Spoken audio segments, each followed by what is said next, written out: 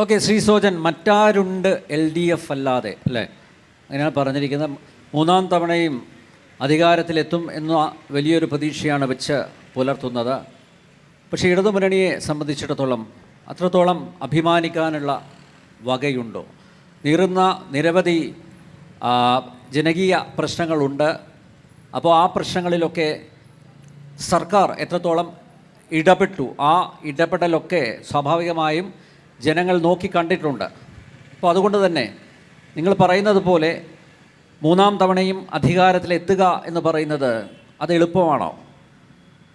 ഇടതുപക്ഷ ജനാധിപത്യ മുന്നണി വളരെ അഭിമാനപൂർവം കേരള നിയമസഭയിൽ ഒരു മികച്ച നിയമസഭാ സാമാജികനായ സഖാവ് KN ഉണ്ണികൃഷ്ണനെയാണ് തൃപ്പൂണിത്തുറയിൽ നിന്ന് മത്സരിപ്പിക്കുന്നത്. സ്വരാജിന് ശേഷം തൃപ്പൂണിത്തുറയുടെ ഈ പുണ്യഭൂമി പിടിക്കാൻ നിയമസഭയ്ക്കകത്ത് സ്വന്തം മണ്ഡലത്തിലെ വികസന പ്രവർത്തനങ്ങൾ ഉയർത്തിക്കൊണ്ടുവരികയും ആ മണ്ഡലത്തിലെ ജനങ്ങളോടൊപ്പം നിന്ന പ്രിയ സഖാവ് കൃഷ്ണദാസ് തൃപ്പൂണിത്തുറയുടെ പുണ്യഭൂമിയിൽ നിന്നും വിജയിക്കും എന്നതിൽ ഞങ്ങൾക്കാർക്കും സംശയമില്ല. അത് മറ്റൊന്നുകൊണ്ടുമല്ല, കേരളത്തിൽ ഇടതുപക്ഷ ജനാധിപത്യ മുന്നണിയുടെ ഗവൺമെൻറ് മൂന്നാമതും അധികാരത്തിൽ വരും. അല്ലല്ല, ഓക്കെ, അദ്ദേഹം തൃപ്പൂണിത്തുറക്കാരനല്ല. കാരണം ഈ ജനസഭയിൽ CPMൻ്റെ പ്രതിനിധിയാണ് ഞങ്ങൾ ക്ഷണിച്ചത്. പക്ഷേ എന്തുകൊണ്ടെന്ന് അറിയില്ല, CPMൻ്റെ പ്രതിനിധി പങ്കെടുത്തില്ല എന്നുള്ളതാണ്. അപ്പോൾ അതുണ്ടാവും, അതാ ഞാൻ പറയുന്നത് ശരിയല്ലല്ലോ. അപ്പോൾ ഞങ്ങളുടെ ക്ഷണം സ്വീകരിച്ച്, കാരണം നിങ്ങൾക്കൊക്കെ ചോദിക്കേണ്ടത് ഇടതുമുന്നണിയുടെ പ്രതിനിധിയോടാണല്ലോ. അപ്പം ഞങ്ങളുടെ ക്ഷണം സ്വീകരിച്ച് വന്ന ഒരാളാണ് സോജൻ ജോർജ്. അതുകൊണ്ട് അദ്ദേഹത്തെ കൂടുതൽ ഉപദ്രവിക്കരുത്, ദയവ് ചെയ്ത്. ഓക്കെ, ഏതൊരു ചോദ്യത്തിനും മറുപടി പറയാൻ ചങ്കുറപ്പുള്ള ഒരു പാർട്ടിയാണ് എൻ്റെ പാർട്ടി. അതിൻ്റേതായ കാരണമുണ്ട്. ഇന്ദിരാഗാന്ധിയെ പരാജയപ്പെടുത്തിയ ഒരു പാർട്ടിയുടെ പ്രതിപുരുഷനാണ് ഞങ്ങൾ. കോൺഗ്രസിനും BJPക്കും ബദലായി ഇന്ത്യ മഹാരാജ്യത്തെ BP സിംഗിൻ്റെയും മൊറാജി ദേശായിയുടെയും ദേവഗൗഡയുടെയും ഗുജറാണ്ടിയെല്ലാം ഗവൺമെൻറ് നേതൃത്വം കൊടുത്ത പാർട്ടിയാണ്. അതുകൊണ്ട് ഏതൊരു ജനത്തെയും നേരിടാൻ ഞങ്ങൾക്ക് മടിയുണ്ടായിരുന്ന പാർട്ടിയല്ല ഈ പാർട്ടി. അതുകൊണ്ട് ഏതൊരു ചർച്ചയിലും ചങ്കൂറ്റത്തോടുകൂടി സംസാരിക്കാൻ കഴിയും.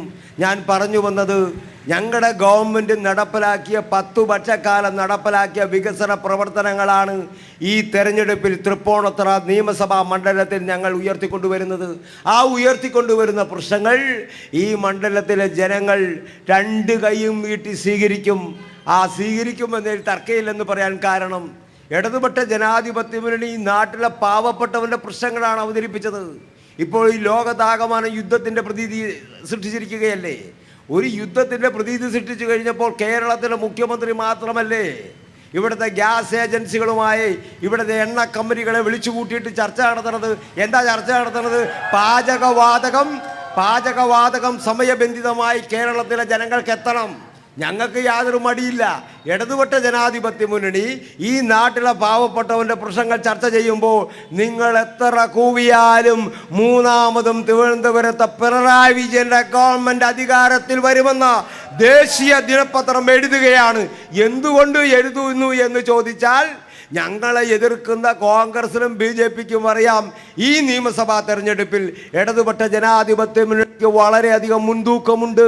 കേരളത്തിലെ 140 മണ്ഡലങ്ങളിലും നിയോജക മണ്ഡലം തെരഞ്ഞെടുപ്പ് കൺവെൻഷൻ കഴിഞ്ഞ് ഞങ്ങളുടെ പ്രിയപ്പെട്ട സ്ഥാനാർത്ഥിമാർ റോഡ് ഷോ കഴിഞ്ഞ്, മുനിസിപ്പൽ പഞ്ചായത്ത് കൺവെൻഷൻ കഴിഞ്ഞ്, ബൂത്ത് കൺവെൻഷൻ കഴിഞ്ഞ് ഞങ്ങളുടെ പ്രിയപ്പെട്ട സ്ഥാനാർത്ഥി പ്രിയപ്പെട്ടവരിൽ പ്രിയപ്പെട്ട വോട്ടർമാരെ കാണാൻ ഗ്രാമങ്ങൾ പോലും സന്ദർശിക്കുകയാണ്.